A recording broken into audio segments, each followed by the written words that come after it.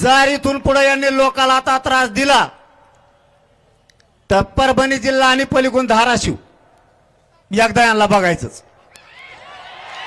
माझा हे बघा, मी असलं कधी बोलत नाही, पण व्यासपीठावर एवढे जमलेत सगळ्या पक्षाचे नेते, आमदार, खासदार, ज्या वेळेस अस्मितेचा विषय येतो जर माणसाचे मुर्देच पडायला लागले तर हे सहन होत नाही. आम्हाला माज नाहीये, आम्हाला मस्ती पण नाही.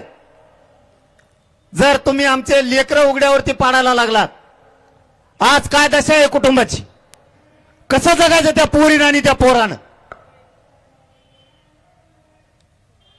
तुम्ही जर आमचे लोक मारून जर तुम्ही तुमचे आरोपी घरात लपून ठेवता,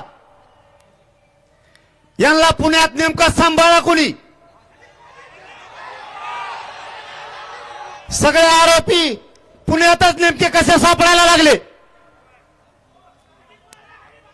सगळे आरोपी हे पुण्यातूनच सापडतात.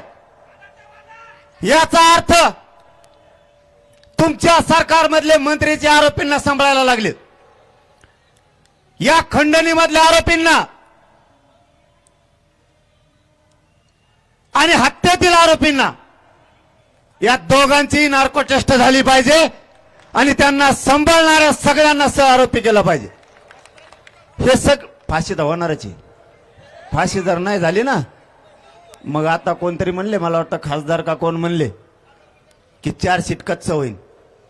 सरकारचं ऐकून आणि तिथल्या मंत्र्याचं ऐकून जर का 4 सीट कच्चं झालं आणि त्याच्यातला एक बी आरोपी जर बाहेर आला की मंत्री गोट्याने हाणलाच.